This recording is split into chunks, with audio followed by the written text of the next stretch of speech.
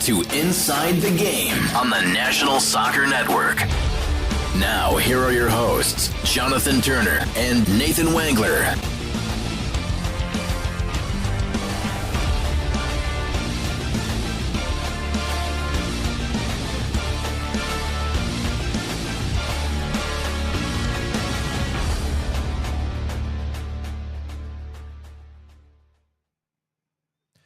Good morning and welcome to Inside the Game, episode number 139 here. 140 on this Tuesday morning. Jonathan Turner alongside Nathan Winkler. He's in Grand Rapids. I'm in Metro Detroit. We're also joined here this morning, first time.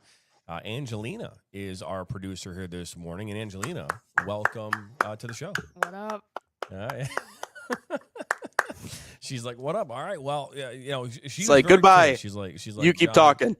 Huh? She's like, goodbye. You keep talking. She was very clear. She's like, John, she's like, I will produce for the show. But she's like, I do not want to be on camera that much. So I was like, no worries, no worries. I have no control over the camera. No problem with that. So I can't force that. But anyways, we're excited to have you back here. Hey, if you haven't been watching us lately, our passion for this game has continued to increase. Right, we continue to talk about it. I only think that this is going to continue to get more passionate, more conversations that are going to challenge both Nate and I, which I think is really, really important for the growth of this show. You know, me and you, we've been talking about this, Nate. We've been talking about the direction we want this show to go, and you know, for a long time, trying to find our footing and what we thought was the right way to take this show. And, you know, like in any podcast or in any environment, trying to find that show, trying to find the balance, trying to find what direction you want to take can be, in a lot of cases, can be a challenge. And so we're going to continue to do that on this show. And we hope that you continue to stick around and be a part of this. We've been talking U.S. men's national team. That will continue today. Me and Nate had a chance to sit down and to figure out who we think our top 5 players of all time are on the U.S. men's national team. You will find that we think very similarly in regards to this, with a couple small nuances or whatever. We're also going to talk ACC men's soccer here today. They released their poll here last week. We'll get into that as well this morning. Hey, we also are going to get into the MHSAA. Boys soccer here in the state of Michigan. We started here in Michigan. We will continue to keep it rolling here in the great state of Michigan as well. And the Michigan High School Soccer Coaches Association released their teams to watch today. We'll talk about those as well on the show. So a very busy morning. But Nathan, anything new in your life here that happened, yesterday after the show? Nope. Same old for the most part. Getting ready for everything today. It was a good chat yesterday. Always great having Ryan on. And obviously Angelina slotting in today, so grateful for that as well. There's a lot of good stuff that's going on. Obviously with the start of the Premier League, we've been keeping a close eye on that. Gave you guys an update on what's going on with a lot of the different American players that are playing across the ways. So for the most part, it's been same old on this end of the coin. But obviously, still a lot of things to cover, and it's getting into that part of the year. You know, you go from club soccer and league soccer all summer, and then you start to get into the fun stuff, which is the high school stuff and the college stuff. And because we live in these communities, obviously it means a little bit more to some of these places, so it'll be good to touch on that. And we really had our hand on the pulse of everything that was going on, especially in the Michigan high school soccer scene last year. So it'll be nice to kind of dive into all that, and specifically when it comes to the ACC. I mean, I know we've had separate talks about this, but that's the best conference in all of college soccer, and you saw Ryan kind of detail that in his video up on social the other day about just how many of those teams are projected to not only make the national tournament but potentially make a run towards a national title. And the favorite, Clemson, coming out of that conference, already has a national title in the last couple of years. So, and they have a lot of returning players. They have a lot of really good pieces. And so I know we covered, obviously, the women's side recently, but it'll be cool to kind of get into the weeds on the ACC because there's a battle for the top spot there. And then, and then ranking our top players, that'll be a good conversation as well. No, it will. We'll talk about that here coming up on the other side of this break. Again, a very busy show this morning. We'll try to keep it that way. We'll keep it light at sometimes. We'll get into it a little bit, and I think me and you, Nathan, will get into it a little bit here when we start talking about the top 5 players of all time in the U.S. men's national team history. Hey, who are the top 5 players to wear the crest, to ever wear the crest for the U.S. men's national team? We'll talk about that on the other side of the break.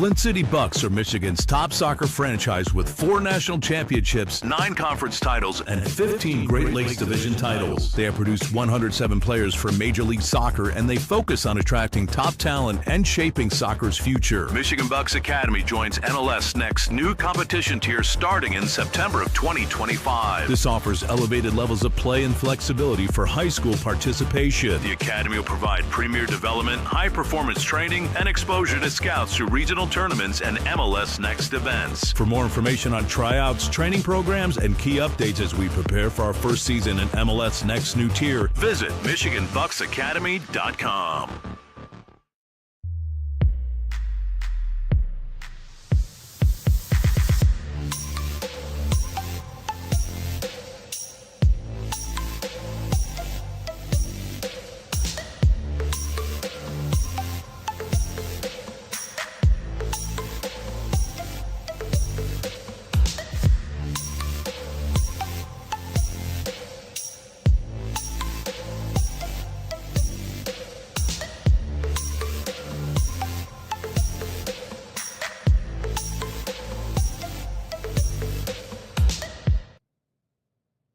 Welcome back here into our Shelby Township studios here, and Jonathan Turner alongside Nathan Wangler, and it is time to talk the U.S. men's national team top 5 players of all time. And before we dive into this, Nathan, this is not a topic I think that is something that will really ever change. I think as in any sport, right, you're going to continue to have conversations that about this or about players who you think are the top players of all time. And that will always, and you say generationally, but it'll all be a moving target is maybe the best way to describe it.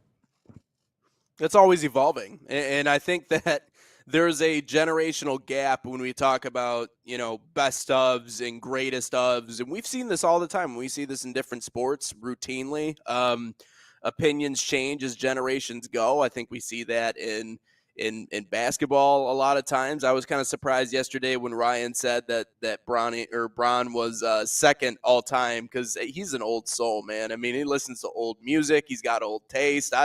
Grandpa and Dad must have done a great job raising him, because he doesn't really prescribe to a lot of the new ideologies. But we see it all the time and in every sport, and so I think it's no different than what we're talking about right here. And I think specifically when it comes to the U.S. men's national team and just American players in general, it's just fun to look back at who are the best and who deserves a spot in that conversation. And again, regardless of where they are in the top 5, being one of the top 5 players ever from this country is an honor. So I think we have a lot of similarities in our list, but I also feel like there's maybe some generational differences in there. So we'll certainly cover that. We will start with me. I had a chance to do a TikTok video here earlier this week, or last week for that matter, and on your screen now are in fact those top 5s. Let me go ahead and remove that from your face there, Nathan. There we go. I felt like that was a little bit too much. But here are my top 5, and we'll start with number 5. And I know that we already have it on your screen, but I think it's important to show why I'm picking, in this case, picking Eric Wynalda at number 5. Eric Wynalda, one of the early faces of U.S. soccer in the 1990s, and scorer of the first U.S. goal in a World Cup since 1950, to put things in perspective. 106 caps, 34 career goals in his history. Tim Howard Tim Howard, a world-class goalkeeper, remembered for this recent record-breaking 16-save performance in the 2014 World Cup against Belgium. He had 121 caps in his career. At number 3, I have Christian Pulisic, the present-day leader of U.S. soccer in the face of the current generation, already with a Champions League title to his name. He has 78 caps, 32 goals, and 18 assists in his history with the U.S. men's national team. Above him at number 2, Clint Dempsey, 141 caps, 57 goals, 21 assists. And Clint Dempsey is known for his fearlessness, creativity, and goal-scoring ability. Dempsey is tied for the all-time U.S. men's national team scoring record, right behind number 1, Landon Donovan. 157 caps, 57 goals, 58 assists.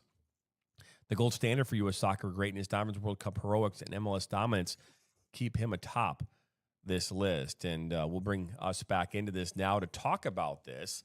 And I think it's first and before we kind of dive into this, Nathan, for you at home, you tuning, whether you're watching live or after the fact on a short video that we put together in regards to all this.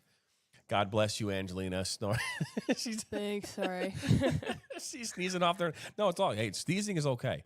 But if you would love to hear your thoughts on who you think the top 5 players of all time are, if me and Nathan are off our rocker, if we're on pace. I'll tell you this. I know the first question that's going to come up here is, why isn't Christian Pulisic number 1? That's probably the first question that people are going to ask. And for me, he might absolutely be number 1. He's just not there yet. He's just not there yet. You know what I mean? He still has a whole bunch of career ahead of him.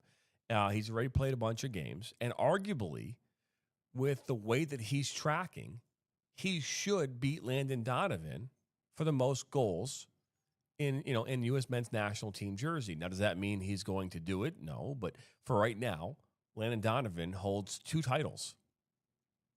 And so that's why he's my number 1. You could honestly slide anyone into any of these positions. I mean, you could say Clint Dempsey could be 1. You could say Christian Pulisic could be 1. You could say Eric Wijnaldum. I don't think Eric Wijnaldum would be in the top, 3. Tim Howard's a goalkeeper. I don't see how you can make him a number 1, right? I mean, I don't think there's ever going to be the history of, top 5. You're going to pick a goalie as your number 1. But that's my top 5. I'm curious your thoughts before we dive into yours. It's tough to make, and I agree with your whole Tim Howard bit there. He has a fascinating story, too, because there was something that he wrote down, when he was younger in school, that it's going to take a whole country to hold me down. And, I mean, for a guy that played, nearly 500 matches in the Premier League, yeah, I mean, it nearly did take an entire couple of countries to hold Tim Howard down. But in terms of someone that it was just the anchor for this team, that's, I also got him in my top 5, but you're right. It's tough to put a defensive player really in any sport in towards the top of the list, because it's just not that people disrespect defense, but I don't think it's really top of mind. In terms of the top 3, you can shift them all around, and I hate you for taking the words out of my mouth, because I literally was just about to talk about how Christian Pulisic has a lot of time left. And so although I would put him higher on the list, I do think that there is time left to not only prove himself, but to also do more and collect more and cement himself more as one of the greatest U.S. men's national team players of all time. Now, if we're talking about the best players from the United States of all time, I think that's a different kind of conversation than the one just about simply USMNT. But yeah, Clint Dempsey, Landon Donovan, I mean, you can arrange those guys any way you want to. I mean, in terms of just sheerly for the U.S. men's national team side, I think it's Pulisic and it's Donovan 1A and 1B. I know Clint Dempsey, but I mean, they're really all top 3 are interchangeable as far as I see. I think number 5 is where it gets a little interesting for me. Obviously, you saw that I had a different number 5 on my list, and we can get into that a little bit. But too for us there, Angelina, as well. So that way we can show what that number 5 looks like. Again, his is very similar to mine. The only difference is you slotted in Claudio Reyna, and you've moved Landon Donovan and Clint Dempsey down a spot each, and moved Christian Pulisic up 2 spots. Yeah, well, I think with Claudio Reyna, I think it's interesting to mention that there's a reason why Gio Reyna gets as much, attention on the U.S. men's national team side as a lot of players do. Not only because he's talented, I think he's very talented, but I think what his dad was and what his dad represented really carries a lot of weight. He was on that quarterfinal team with Landon Donovan in 2002. When you think about American soccer players in success overseas, success abroad, he was one of the first players to really have a successful career abroad. He wasn't the first that went overseas, but in terms of the level of success and the level of experience, I mean, spells in Germany, he was in England, he played at Man City, he was also in Scotland with the Rangers for a little bit. You know, he was a star on the U.S. men's national team, and again, he was a big part of that squad that nearly went to the semifinals in 2002. But in terms of international success, he was also very good. You know, he was named to the team of the tournament in 2002 alongside Ronaldinho. You know, he kind of separated himself in a lot of ways. Number 4 on the list, Tim Howard. Again, I think that goes without explanation. We talked about how long, you know, in the Belgium game, which I know they ended up losing that game, but I think that's in terms of individual performances, that's one that stands alone. What, he had 16 saves, I think, total in that game against Belgium. Not to mention his service time over in the Premier League. I mean, 500 matches. It's unbelievable to think that, you know, if we were talking about the other day, you know, if you were to take any American player and put him on any other international side, would they have a chance? I think in the day, Tim Howard would have definitely had an argument to be a starter on one of the top 10 sides in the world, you know, and they would have done perfectly okay. It just makes you think what we could have done maybe if we were a little deeper in other spots.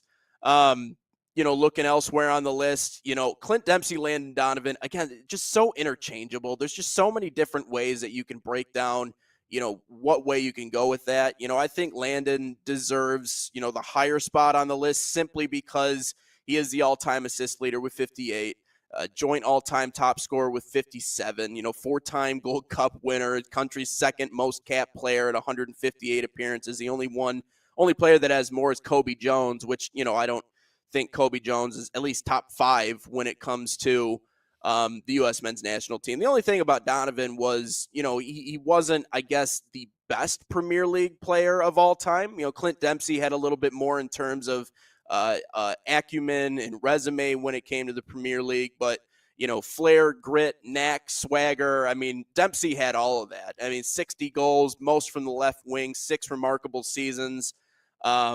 You know, and so he was, you know, obviously Clint Dempsey was what he was. You know, he was huge. You know, he was a part of that same squad. We talk about signature wins, but signature games too. I always think about he was a part of that group that advanced out of the group of death, you know, that tied Portugal, you know, and kept the U.S. unbeaten against Portugal in major world tournaments. Now, the number one, listen, it's difficult for me to argue that Christian Pulisic doesn't deserve the number 1 spot on the list simply because, you know, yes, I think the international career is going to end up being better than any other American player that's come before him. But I think sometimes, since he is an active player and he still is only, 25, 26 years old, and we know that there's still a lot more in the tank in terms of what he can prove, I think sometimes we get frustrated with the things that we've talked about the last couple of episodes and what's going on in the media, that we maybe lose perspective on just how good the kid is.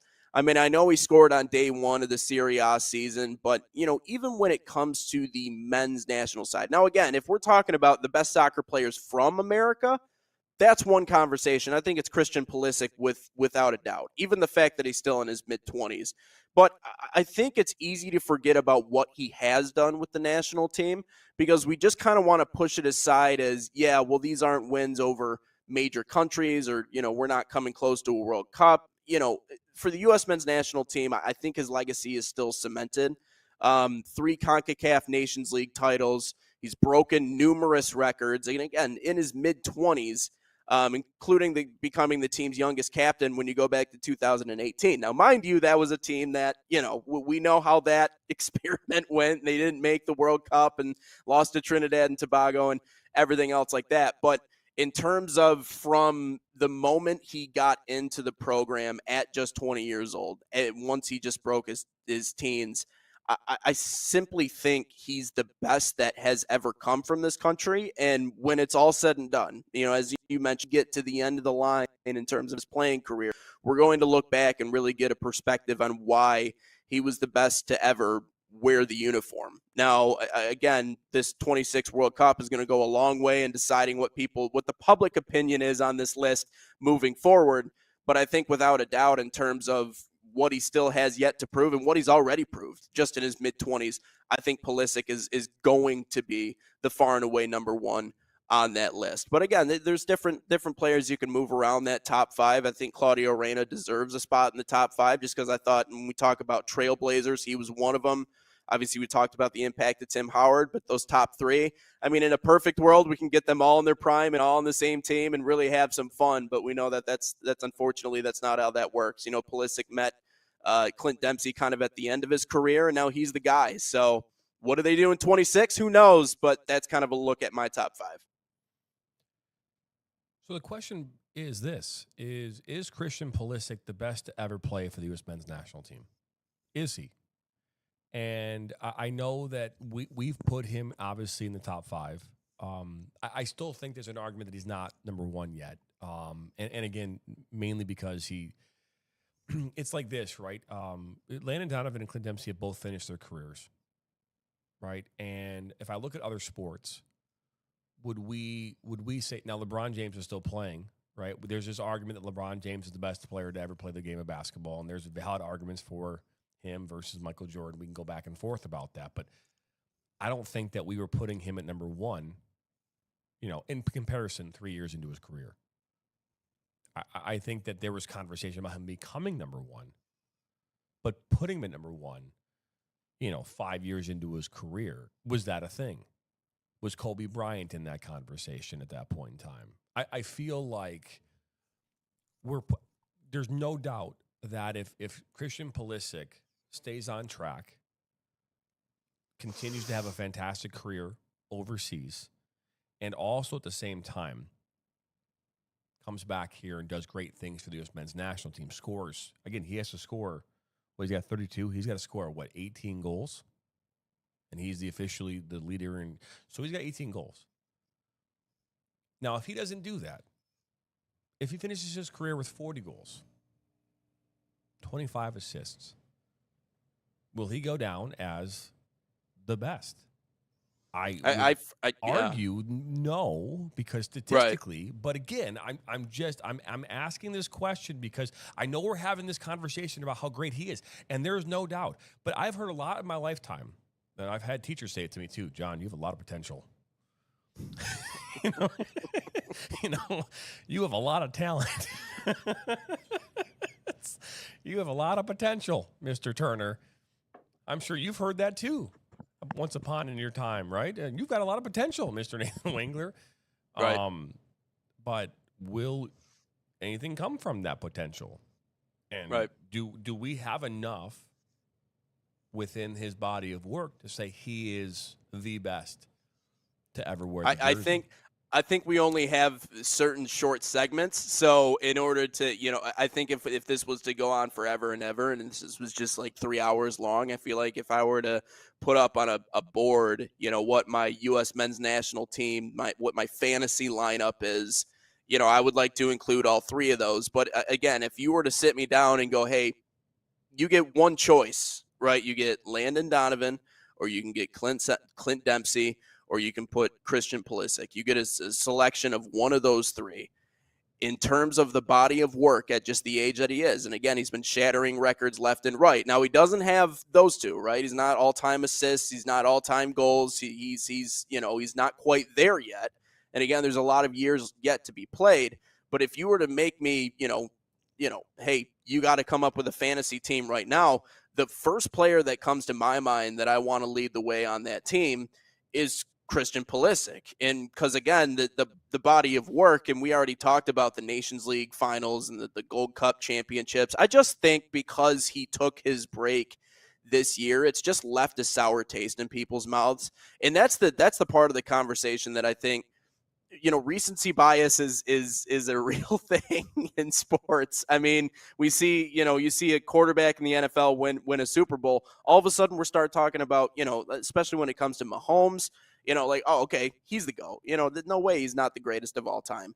But, if he flames out or if he gets rolled on like he did in the bowl last year against the Eagles, all of a sudden we're having a different discussion. I think recency bias is a big thing. So I think him opting out of Gold Cup, I think them kind of falling on their face in the Nations League has left a sour taste in a lot of people's mouths. But, I think it's easy to say that, but then also forget to look back and see some of the setbacks and the blunders and, the break that Landon Donovan took, the sabbatical he took once upon a time. I think it just left a sour taste in people's mouths to where we've started to question just how good is he. But I don't think it's a question of just how good the kid is. I think he's still a freak. I just think it came at the wrong time, wrong place, wrong situation in order to say I needed a break, and that just made a bunch of passionate fans really upset. I consider myself that. And you talked about being passionate about all this. I think you and I both want to see them succeed. And we're kind of arguing in the same direction, but that's exactly it, And so I think if you were to if we're making a fantasy team here, I'm probably picking him as number one. Now, again, in terms of body of work, you're right. I mean, there's an argument there that you can't put him as the far and away number one. I just think that with what he's already accomplished at his age, I don't think there's any doubt that there's a more talented player that's ever worn that jersey before. I just don't think that there's anybody else that, in terms of, again, you can talk about numbers and longevity and what they've done in tournaments and everything like that. I just don't think there's anyone that our country has produced that has worn the red, white, and blue that has a bigger ceiling than one Christian Pulisic.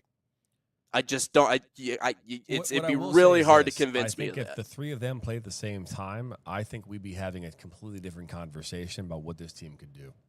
Oh, absolutely. Right? Could you imagine 100% and Landon Donovan along with Christian Pulisic on the team yes. at the same time? I mean, yes. I don't like. You talk about getting grit, forward the toughness. Yeah, exactly. I mean, you talk about being fast and playing on the counter and being fearless and everything like that. And I think when Pulisic is in a mode to where he needs to be fearless and put his body on the line, he's absolutely going to do that. I mean, I always go back to that goal he scored against Iran once upon a time in the World Cup, and my man nearly lost out on future kids in that game. I mean, the way he put his body on the line to score that goal, I think between him and the tactical nature of his game, and then you toss in someone like Landon Donovan, who's soft-spoken in the media, but the way he played was just like, he was like the Tasmanian devil. And then you factor in Clint Dempsey and his grit and his toughness and his swagger. That'd be a fun team, man. But I just think that's the biggest thing. Like, they got to get some of that back. I feel like those teams used to have that, especially when you had Landon and Clint on the same exact team. Like, they had that swagger, they had that going for them. They need some of that back on that team. Bad. No question about that. When we come back here from our next break, we'll get into the ACC men's soccer preseason polls. We've done it for the women. We're going to jump into the men here. This is the first one in Division I that we've been able to see.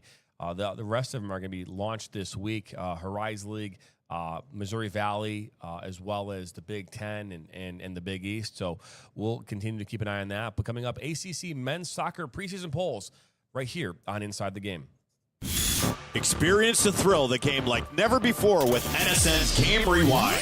Dive into full match commentaries enhanced with cutting-edge dynamic graphics, letting you relive the highs and lows of your favorite matches in astonishing detail. Whether it's a championship win or a legendary play, NSN Game Rewind bridges the past and future with a broadcast experience designed to captivate. Call 586-304-4405 and start watching today.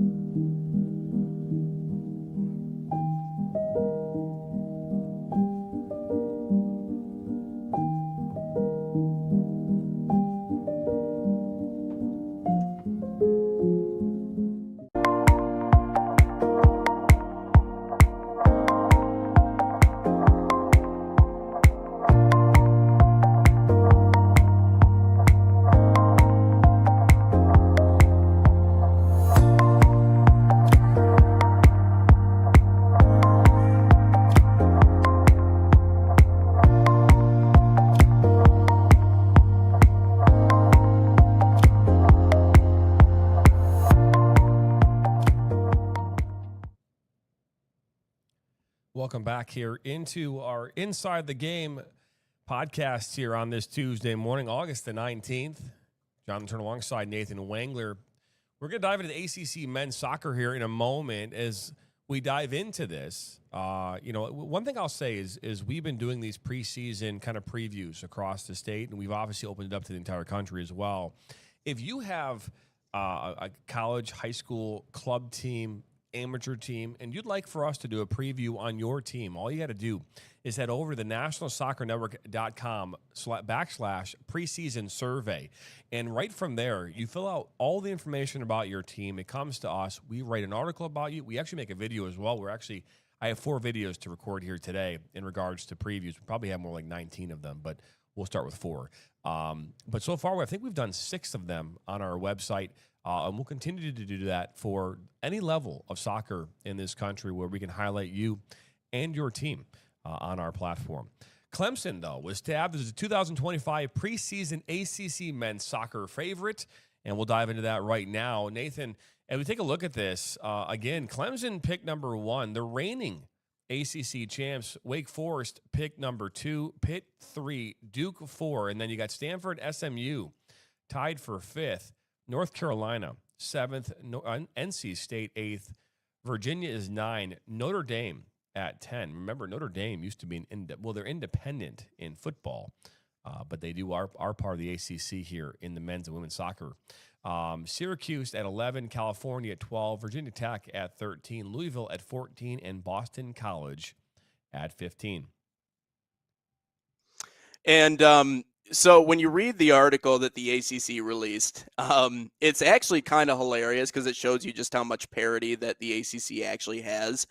It goes, quote, reigning ACC champion Wake Forest earned the most coaches' votes to win the title, right? So the coaches themselves believe that Wake Forest is probably most likely to emerge with the title. They had 5 of them and was second in the preseason poll. So they ended up second despite getting the most votes. Pitt matched Clemson with 4 first-place votes, while Duke notched a pair of first-place votes as well. So that's 4 different teams who at one point in this process or another ended up getting a first-place vote. So if that doesn't tell you exactly where we are in terms of the ACC landscape and just how competitive it is to win that conference, that should kind of give you an idea as to what exactly we're looking at, So, and they also, obviously, they have their preseason watch list.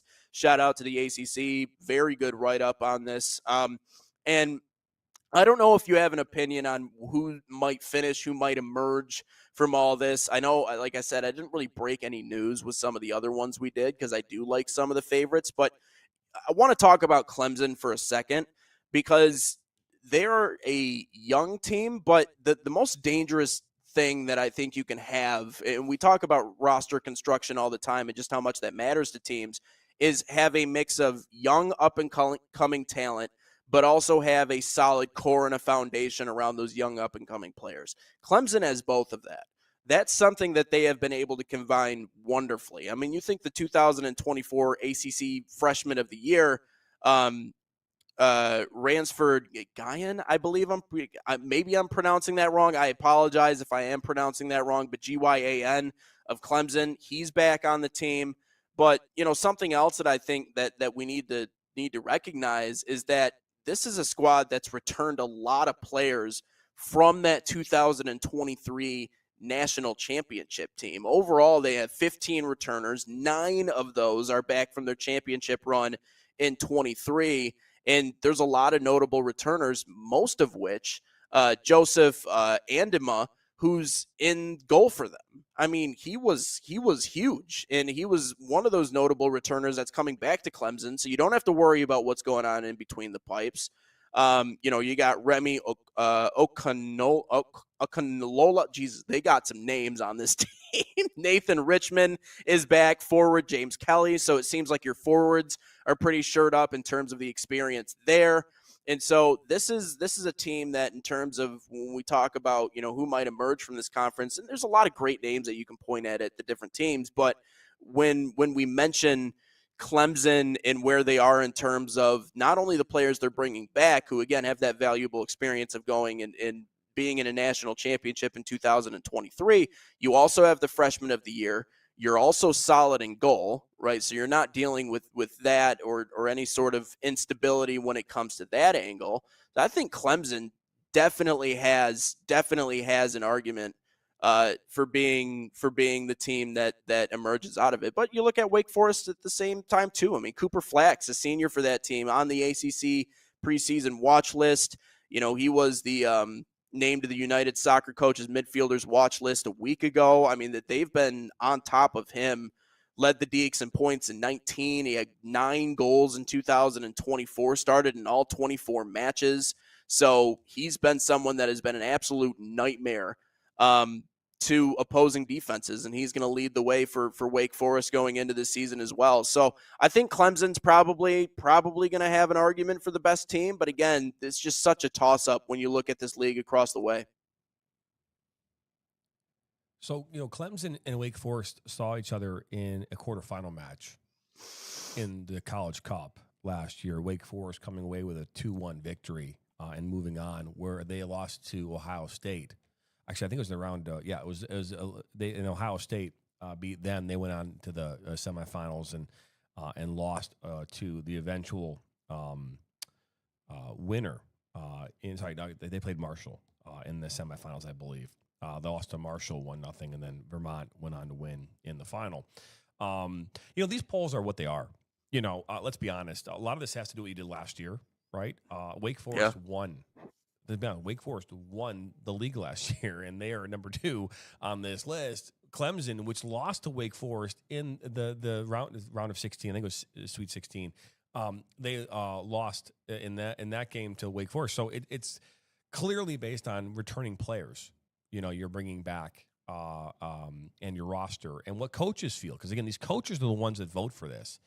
And so I'm a firm believer, you know, that time will tell, but these coaches typically know what's going on, right? And so when you put a team at number 1 and number 2, number 3, any one of those teams in the top 3 could win this thing. And not saying that someone at number 8 couldn't win it. I mean, to sit here and say that, you know, looking at the list of teams who are in here to, again, looking at 15 on this list, which is Boston College, to see here as a Boston College has a fighting chance to hoist a league title trophy in the championship. I don't know if they do. But, you know, this is one of those things where when we've talked about these polls in the past, is that there's traditionally not a ton of surprises that we get in these polls. They're pretty spot on. What you might find is like a sleeper in there. You might find a North Carolina who's at 7. And to say that North Carolina is a sleeper is kind of funny, right? But to say a sleeper in North Carolina might have a standout player who just no one knew, you know, and that player just goes off. And now they get some game-winning goals, and they get some great goalkeeping, and hey, now they're making it into, you know, the ACC tournament, and then anything can happen. Because last year, North Carolina, the women's side, they did not win the ACC tournament, right? They won the whole damn thing, as they have done many times in the past. But they didn't win the whole thing. And I think they ended up finishing 4th in the ACC last year. And so you think about that. So anything can happen once you get into the tournament. And so I think Clemson's in a great place. They've got a great program, great players. But again, we talk about the ACC players to watch. NC State has Donovan Phillips. He just finished with a golden boot in the USL League 2. Dude's a menace. Right? Yeah. Huh? Yep. I said he's a menace. He is a menace. And so he's a player that scored 17 goals in like 16 games. So if this player can go off this summer, this fall, there's a team in NC State that could make some noise. And so, and NC State was listed at 8. So if I put a sleeper, I'm putting my money on that team.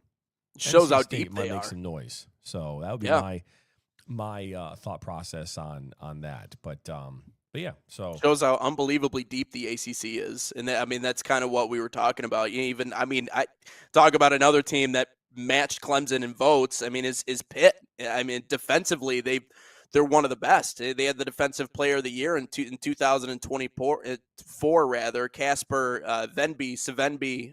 Again, however you pronounce that, I don't want to misspeak or have a slip of the tongue. So again, if you guys are listening out there and you're like, this idiot's not pronouncing it the correct way, please, don't quote me on any of that stuff. But Pitt's a really stout team on the defensive end. It's going to be tough to sneak anything past them. The one thing I will be interested to see, though, is it doesn't take long to separate the contenders from the pretenders sometimes in these situations. There's going to be a lot of early season games that end up deciding what direction we go in terms of who's going to emerge from that pack and who might end up falling behind. So there's a lot to be decided there. I think there's a lot of stuff to like about Pitt. Like to talk about Clemson's deep, but yeah, man. I mean, you and I called games with Donovan Phillip. I mean, just from a physical, athletic perspective, it's rare that when you watch games in those leagues that you see someone who's just head and shoulders above everybody else in terms of what he can do just with his body alone. And I think Donovan Phillip is one of those players. I think he cemented himself as one of those players, especially for a club like Flint City, who has a reputation of winning games and producing good talent. So again, it's a toss-up, but I think that just makes our lives so much better because it's almost like Christmas Day. You don't really know what you're going to get out of the ACC. Some of these conferences are really easy to be like, yeah, they're going to run away with it. ACC is a different story, man, because it's just so far spread out in terms of what they do present to the college landscape. Yeah, no question about it. Coming up next here on Inside the Game, the Michigan High School Soccer Coaches Association announces its MHSA teams to watch here for all 4 divisions. We'll have those live after this. Are you ready to create unforgettable moments for your audience? NSN offers professional live streaming and full broadcast services tailored to your needs. From high-quality production to exceptional coverage, We ensure your game or event becomes a spectacle to remember. Book your next game with us today call 586-304-4405 to schedule your broadcast. and let NSN bring the action to life like never before.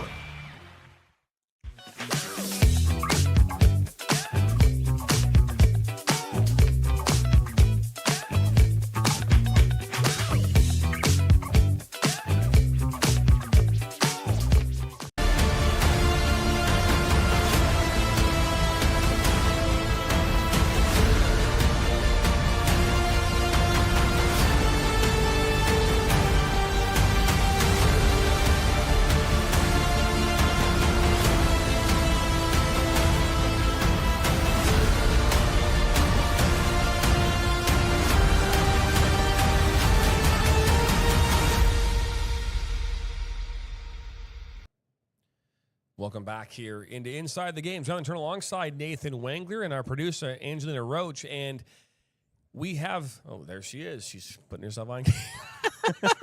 Nice. Hello. Oh, it's good for TV. I can't. Got to make your cameo. You gotta show the people your face at least once or twice. That's good. That's fine. That counts, Angelina. That counts. I'll give you that. Remind everybody, tomorrow I will not be with you on the air. It'll be Mr. Wengler and Ryan Glinsky handling all the duties. A little different look and feel tomorrow. When we aren't in studio, we do a virtual thing. And when I'm here in studio, we'll always try to pull off what we consider to be a very good production. But tomorrow I have to head out to a meeting, and so will not be here. But with that being said, we want to dive into the Michigan High School Soccer Coaches, and I think to kind of like tee this up, and so that we give it the right notice, and so to speak, and notoriety. We've long time relationship with the Michigan High School Soccer Coaches Association. We started with a ranking show here back in 2022, and we did that for 3 years. And we just found that. With the amount of time and effort and work we were putting into it, that it was pulling us away from some other things that is equally important. And so what we don't want to do is to not give the players of Michigan, where this all started for us, their due. So we will always try and do that. And so every week there will be rankings that are released from the Coaches Association here in Michigan, and we will on Mondays, hopefully on Mondays, we will highlight those teams and highlight those players as best we can. We've also asked, and we'll continue to push this out on social media, we've also continued to ask all of you, whether you are a player, a coach, or a parent, to send us your highlights.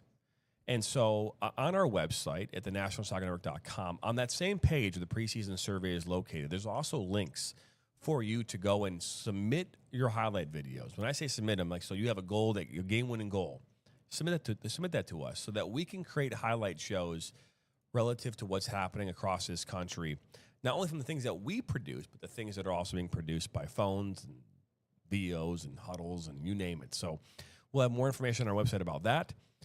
And we are excited to be able to showcase and highlight players, whether they're at the lowest levels in this country all the way to the highest levels.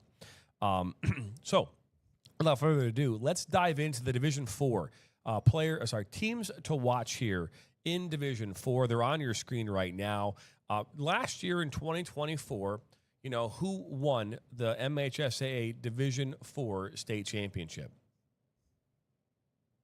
Who did that is my question. Do you remember who did that at all or no? Oh man, you're really putting me on the spot here. It was hold on. It was Western Michigan Christian, wasn't it? Was it? I'm actually googling. I'm actually looking at myself because I remember the first three. I don't remember Division 4. Oh my goodness! I'm looking it up as we speak.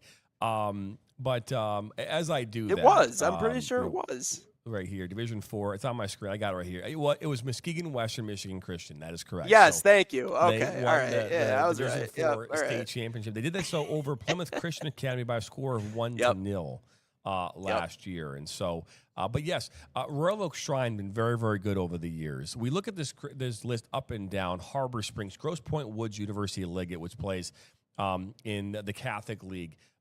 They've always been very good.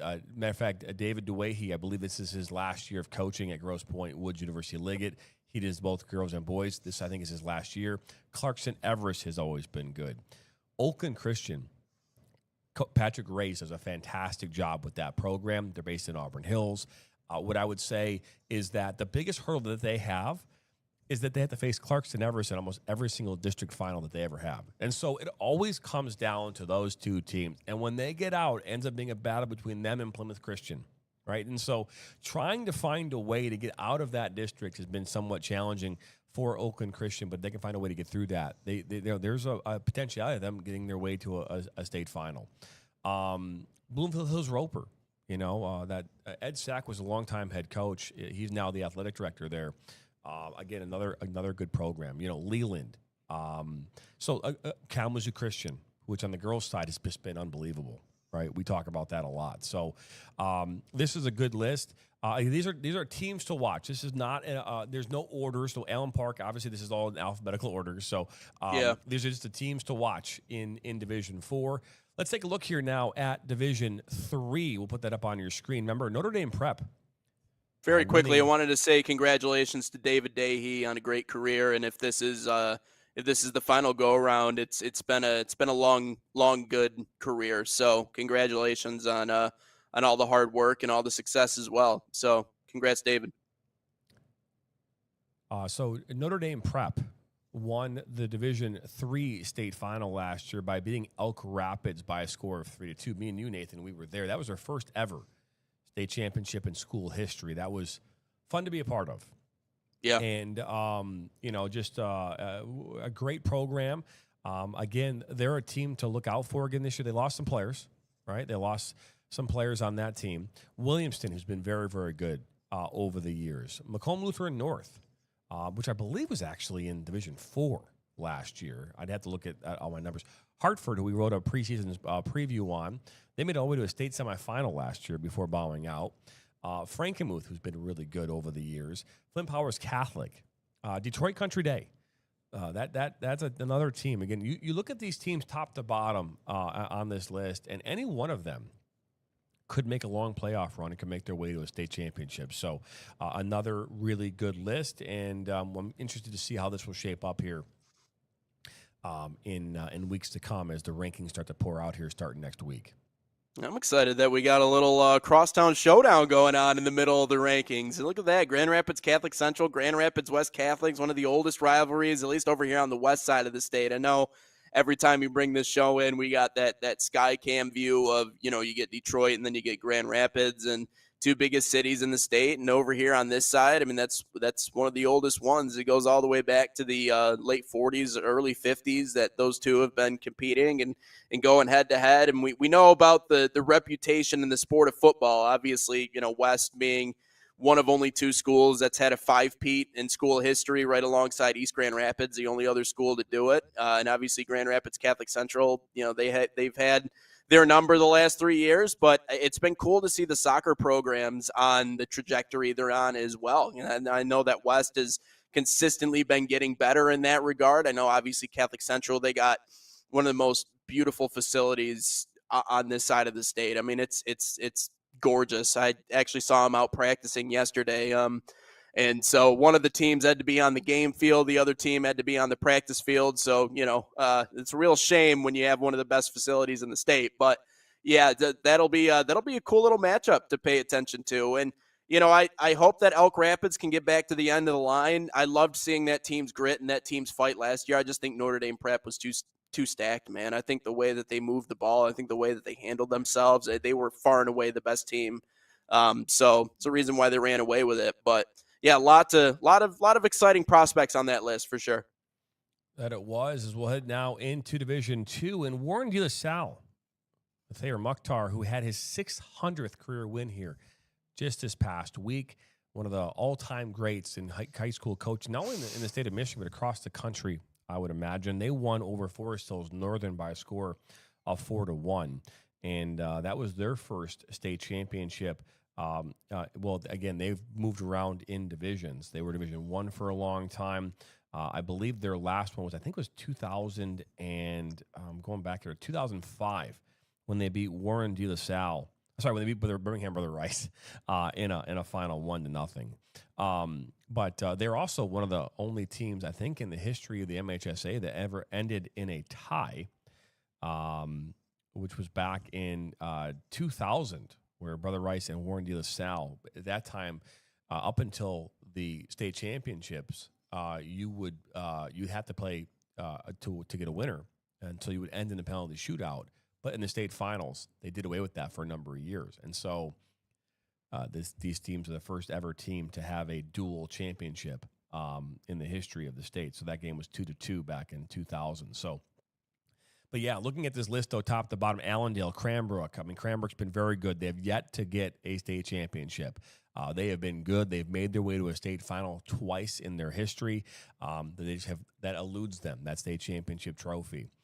You talked about Grand Rapids Christian's listed twice. My bad. That might have been a rush job on my part this morning on the graphics. But Holland Christian is in there.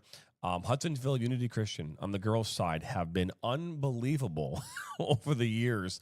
But they're listed in there. Walled Lake Western is on this list. And so you talked about kind of crosstown rivalries, Forest Hills Central, Forest Hills Northern. That's also on the side of Grand Rapids. And so those two teams are obviously fighting as well. Dearborn Divine Child, which has been very good over the years as well, have made their way into this teams to watch here in Division II. Let's take a look here at now Division I. And last year, we saw for the second time in 3 years, Rochester Adams claiming a state championship. We saw it 2 years before that when they won not over Rockford. It was over Rockford. They beat Rockford by a score, I believe it was 2-0 in that one. Last year, they had a chance to play. Again, they beat Byron Center. So West versus East Side. Rochester Adams under Josh Hickey, that's his third state championship, one with the girls and two with the boys. But again, they're in that top teams to watch. Troy Athens, which won it back in 2023. I was there for that game as well. That was their first state championship in 2019. They're in this list. Utica Eisenhower, another good team. Saline, which has been phenomenal over the last number of years. Again, a state championship right now eludes them. If we look back, too, we talk about the last 5 state championships in Division I.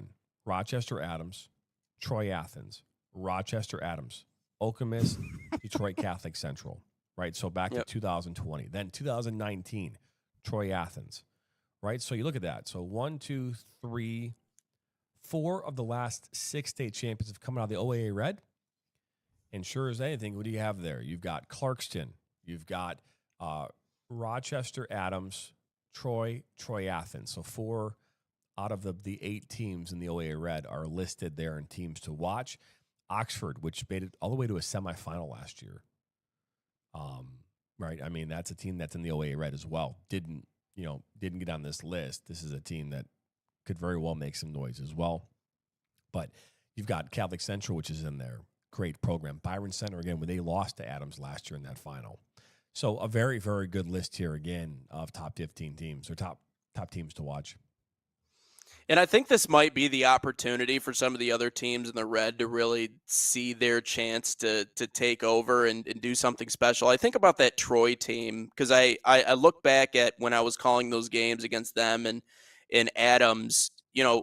Adams kind of reminds me of Notre Dame Prep a little bit. Now, it's tougher to be a team that's head and shoulders above everybody else in Division I simply because you're dealing with the depth of, just how many good players that you have. But you look back at, last year in the all-state selections and, the first team in Division I. I mean, just look at the laundry list of names for Adams. I mean, Adams. I mean, they have 5 players on the Division I team. Troy Athens has 1. Troy doesn't even have 1. I mean, great team all around, but, you got Reed Dennis, you got Anthony Pisatini, I think that's how you pronounce that, Alex Rosine, Logan Lilla, Salvatore Donato, who's going to be playing his college ball at Ohio State. I mean, just top to bottom. They're just littering that list. And I mean, you even go further down the line. I don't want to take anything away from Troy. They certainly had some players in the top 2 teams, 3 total in those top 2 teams. But Adams is losing out on a lot. But what I will say is that the thing is about the good programs is they find a way to some rebuild, some programs reload. And when I think of Rochester Adams, that's a program that, again, they don't rebuild, they reload. They just find a way to continue to churn out good players left and right. And those are the most dangerous programs because even when they do lose a lot of this thing that they had from a season ago, which I think will certainly be the case for Adams, I think there will be a little bit of a drop-off. They still have a lot of depth and a lot of players coming in back behind them. But I think if there's ever been an opportunity, probably the best opportunity for someone like an Athens or a Troy, this is it. This is your opportunity to really kind of, take the reins, if you will. I mean, Daniel Cadu, who made that first team for Athens, is the only junior to make first team all-state selections last year. Everybody else was grade 12. Everybody else was a senior. So he's back for another season. And then you look at, obviously some of the other players they have on that list. Just one, I guess, in the top 2 teams, but, Troy has 3. That there's a lot of players that are to like that'll be back on those teams. I just think, Adams is losing out on a lot. So this is the opportunity. If you're anybody else in the Red, this is your chance to really make a mark and try to make a run at things. And I think there's other good teams on that list. I think Portage Central could have a good run. I think Northville's looked really good. I think Oxford has obviously, built a reputation. That there's some other ones in there. I like TC West last year. I don't know how much losing Aiden Orth is going to impact them. I'm sure it will. And obviously we know the competition's not as deep up there, but I think the field's a little bit more open in terms of Division I this year than maybe what it was last year. Cause I think Adams was just far and away the team. And we said that early on and it turned out to be true. That it was. And that is your teams to watch here in Division 1 through 4, according to Michigan High School Soccer Coaches Association. You can check all that out, that list, the complete list, on our website, thenationalsoccernetwork.com, or on our social media. But that's a wrap here on episode number 140 here on Inside the Game. Nate, I'm not here tomorrow. What's on tap tomorrow? And well, let's see what we got going on. I got the running tally on here. I know we got a lot of stuff going on. Obviously, we'll have Ryan back on the show, or at least I'm anticipating having Ryan back on the show. There's been some news lately about Canada requesting more World Cup games due to political unrest in the United States. They actually just released the hotels and the sites in which teams are going to be staying in the U.S. And let me just say, some of them are better than others, but still some pretty nice places. But it'll be interesting to cover that because I do think there's a lot of opinions flying around about what the situation is in the U.S. right now. There's a lot of people that are uneasy. And again, if this is something that the U.S. can't handle, and if they botch it in 26, that might be very detrimental to our chances of ever hosting a major tournament ever again. But so we'll be talking about that a little bit. Maybe have a guest on the show. I know I've been talking to Amir Bektis. He's a Michigan grad. He used to cover soccer at the University of Michigan. Now he's working as a sports journalist here in Grand Rapids and doing some different stuff, actually calling games for Forest Hill Central, Paul Kramer over there at FHC. So might have him on. There's a lot of good stuff to talk about, but yeah, we'll be back in the saddle tomorrow. Awesome. That's a wrap here on 140. Don't forget to subscribe, like us, share this with your friends and family, and come back here tomorrow. Same time, same place at 9 a.m. right here on Inside the Game.